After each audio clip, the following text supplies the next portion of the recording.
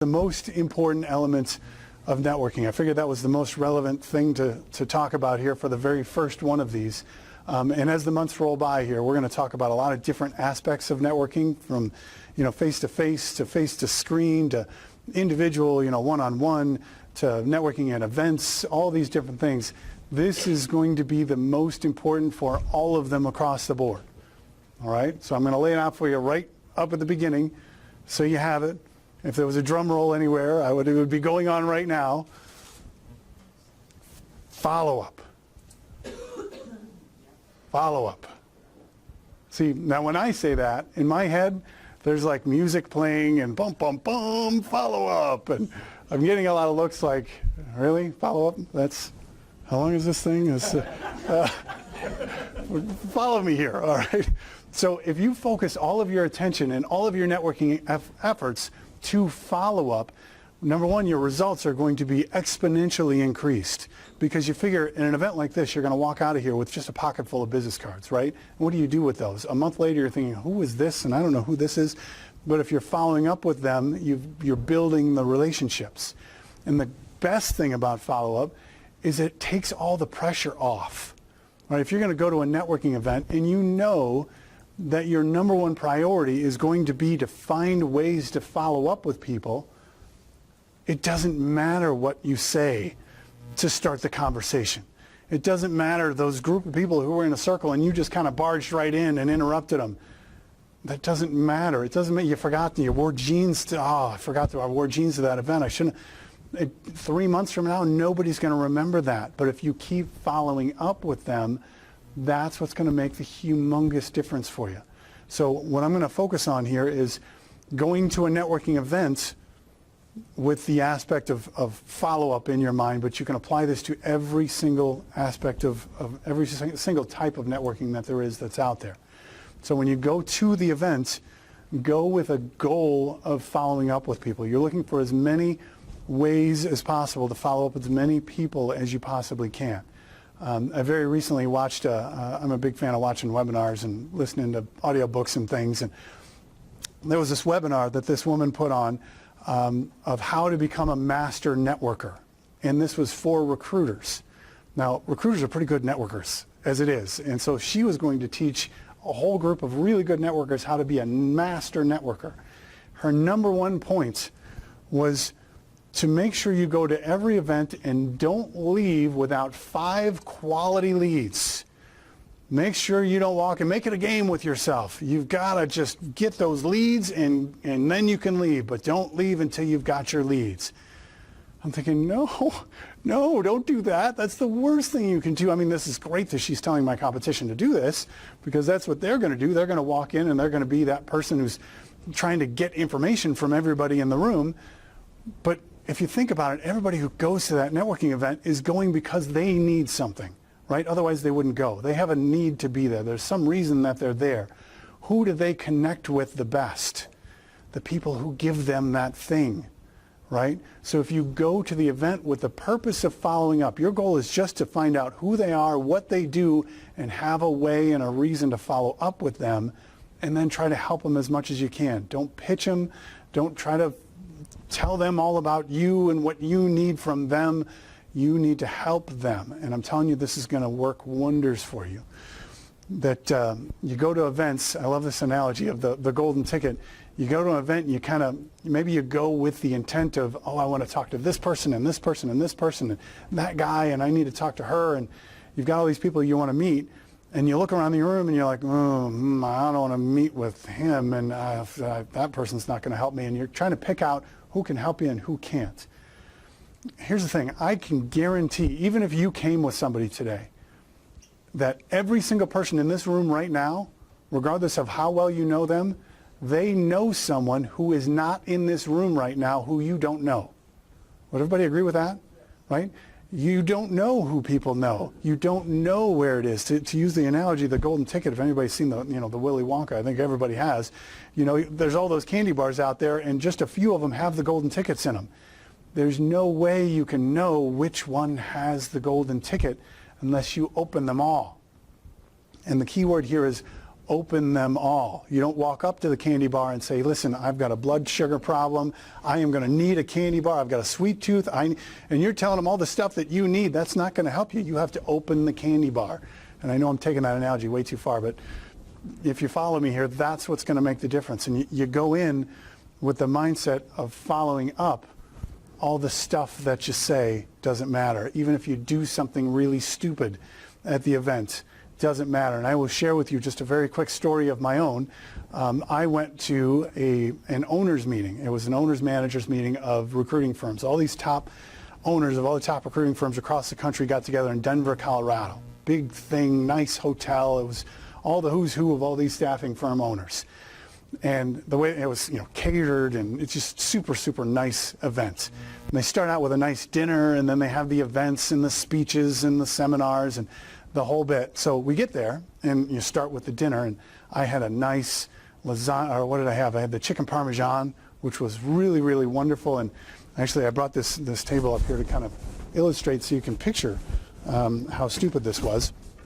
So we had name tags. Right? Everybody had a name tag, and they were hanging around. If you can picture a name tag hanging around my neck, right? So, and I'm talking to somebody, and I'm having this conversation, and I sit down, and my name tag went right in the red marinara sauce of that lasagna, or whatever it was, the chicken parmesan. And there it was. Hey, Danny, how you doing? Good to see you. Yeah, and oh, it's good to see you. And oh, yeah, and let's go over here now. And then, it is all over my shirt. Nobody said a thing. I found out at the hotel that night when I got home. After the event was over. These are like the biggest staffing firm owners in the country. And I've got this marinara sauce stain across my front here. Oh, and I forgot to mention, after the event, it was broke up a lot at 11 o'clock. Then we all went out to the comedy club and hung out at the comedy club for hours. So we all went out in public, and then I get home after this thing, but you know what? I'm still in contact with all of them because I'm following up. And nobody to this day has said anything about that, which still kind of bothers me. But regardless, I'm still in contact with them. So it doesn't matter what you say at these various events, okay?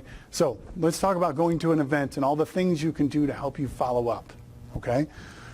First off, pre-event. If there's an opportunity to RSVP as soon as you possibly can.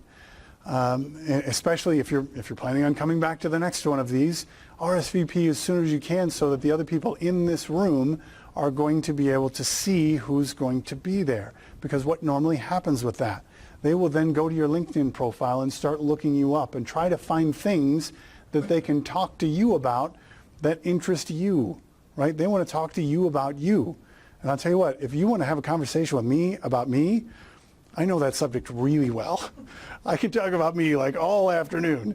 And if you want to talk about that, that's an easy conversation for me. So why wouldn't I give people the opportunity to do that, right? And a lot of times, if you get the really good networkers out there, they're going to reach out ahead of time and start conversations.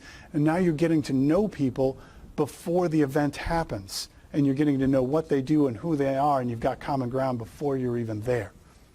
All right?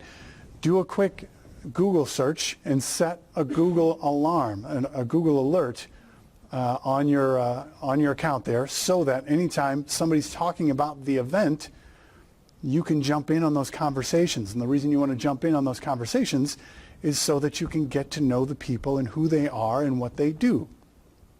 All right? Then you can go back to the RSVP list and see who's going to be there. Right? So that you can start looking up things to talk to them about them that would interest them, because that'll be an easy conversation for them. And then you can create a common ground and get to know what they do. Does that make sense? Okay? Making sure every time you're talking to everybody, if you reach out ahead of time, you're not pitching your product.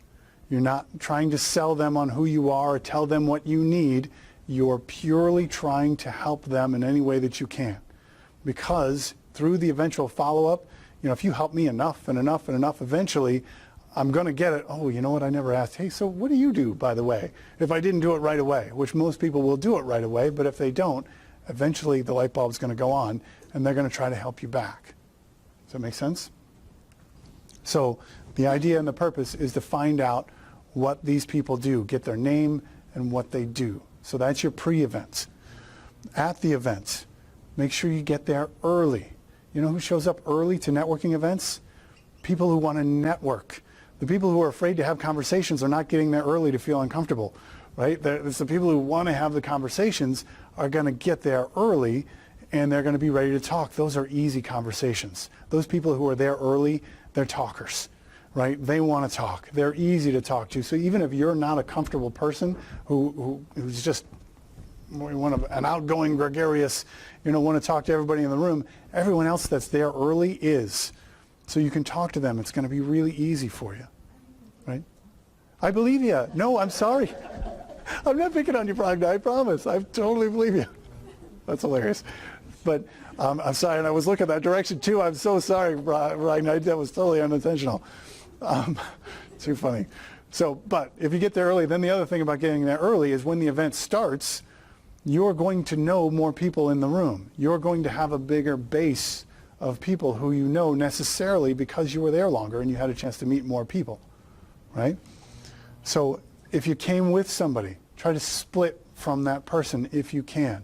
If you came with somebody and it's just really uncomfortable to split up with them, and it would be weird to say, I'm going to head over, that's a little uncomfortable for you, make sure your conversations are shoulder to shoulder, not face to face. Right? When you're standing face to face with somebody, that says, please don't talk to us. We don't want to talk to you.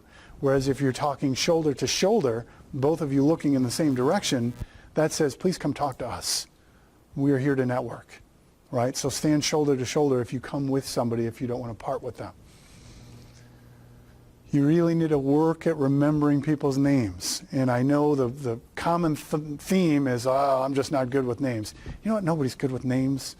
Right? The people who you know are really good with names work at being good with names. They've come up with ways to remember them, however they're going to do it, with little mnemonic devices, or they're writing them down, or they're saying them in their head 100 times. Whatever you've got to do, you want to remember what their name is and what they do. It's going to be really, really important. What their name is and what they do whenever you can. And then you want to make promises, as many small promises as you can, that have high percentage trust building factors. All right, what's a high percentage trust building factor? I'm going to take this to the absurd here, and I apologize, but it's on video, so if this goes too fast, you can come back and watch this again. But I'm going to give you a formula. If you want to know how much trust the topics of your conversation are building, run them through this formula. Okay? C times E divided by R equals T. All right? C is credibility. Credibility is the perception that I know my stuff. E is empathy. Empathy is the perception that I care about your stuff. R is risk. How much risk is involved with this? And T is trust. Okay, so here's an example. Let's say you need to know, you've got a conversation you're planning on having tomorrow with somebody about agile methodology. Now, I'm a tech guy, so I'm throwing that out. It doesn't matter what it is. It can be anything. But from my example, it's agile methodology. And this guy you're talking to, they're all about this agile thing. And then you say to that person, you know what? I just read an article about agile, and it seemed pretty interesting to me. You would probably know more about it than I would. When I get home, I promise you, I will send you that so you can see it. All right? That's my transaction. So credibility, I was reading an article about something you're interested in. My credibility is pretty high, right? So if we're going to assign values to these, which you can, let's say my credibility on a scale of 1 to 10 is a 10. Okay? Empathy, now you're telling me all about agile and you want to know more about it. I'm going to send you an article about that. I've got some pretty good empathy for your situation. Would you agree? So let's say my empathy is also a 10. Now what if I send you that article and it's a horrible article? It's actually about people who are agile on a golf course, right? What's the risk factor? 0. I mean, nothing. Let's put the risk factor at 1. So 10 times 10 divided by 1, that's got a trust probability factor of 100. Does that make sense? So let me throw a wrinkle into this. What if you said to me, I need that article because I've got to give a presentation to the board of directors tomorrow, and if it goes poorly, I'm going to lose my job. And then I said, you know what, I'm telling you, it's a really great article. You need to read it. My niece, she's a freshman in high school. She wrote this, and she is really smart. And I think if you read this, it'll really help you tomorrow. Okay, so my credibility of my niece, who's a freshman in high school, just went way down. My empathy for the importance of your situation went way down to, 2s and 3s. The risk factor went way up. That's not a conversation we want to get into. Does that make sense? So you can run every conversation that you're going to have if you really want to plan things out, and I know there's some planners in here. You can run it through that, and that will help you know what you're going to bring up. So, fastest way to build trust, introducing people and to build connections. So you got to know people because you RSVP'd early. Now when you're having that conversation with somebody at the meeting who says, boy, I sure wish I knew somebody who could manage our Java developers, you know what, there's a guy by the name of Jim Strong, he's in the back, you need to go meet him. You know him because you RSVP'd and had a conversation with him ahead of time. Boy, we got this event coming up and I don't know what we're going to do to get the word out. Well, I got there early and so did Laura. And so we had that conversation. You need to go and have a conversation with her, and I introduce you to Laura. Now that establishes me as a winner to both of them. You asked everyone you talked to what they do and you remembered their names. That gives you the chance to introduce more people. That's why we're doing all this homework ahead of time, is so that you can introduce more people at the meeting. All the prep work that you did, that's gotten you where you need to be. All right, everybody with me? Make sense? So when you get home, as soon as you get home, take some notes while everything's fresh in your mind. When you get home, I'm going to remember that Jennifer is a triathlon. A week from now, I don't know if I'm going to remember that. I might remember Wes's car. I've already forgotten what kind of car it was that's outside, but you're going to remember Wes because of that. Whatever you remember about everybody in here, write it down. Go to their LinkedIn profile. Try to get a picture to put it with the information so that if you do this, you run into them on the street somewhere, you're going to remember them by name and you're going to be building your network, right? Look for their pictures, look for the tidbits, write that stuff down. You want to follow up on everything that you said you would follow up on.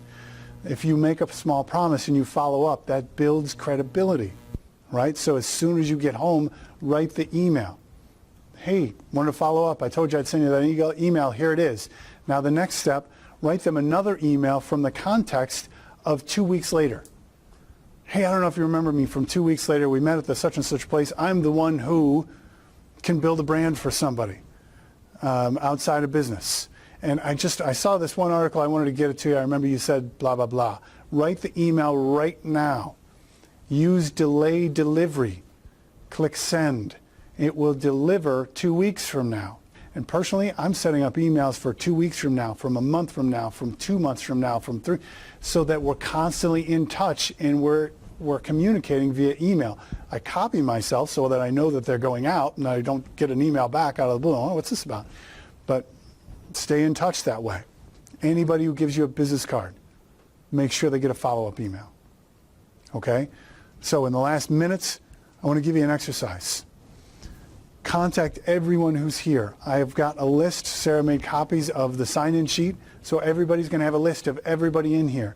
You're going to have their email addresses. Set up the follow-ups with as many people as you can, if not everybody in here, so you can start building your network so that by the time we come back next month, you know everybody in the room and you've got commonalities, and when your boss at your next job says, hey, I wish I knew a good Java development manager, you know the guy, right? Does that make sense?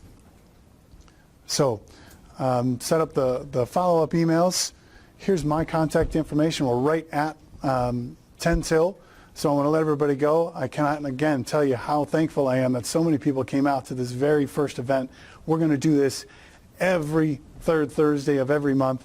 Thank you all for coming. Okay.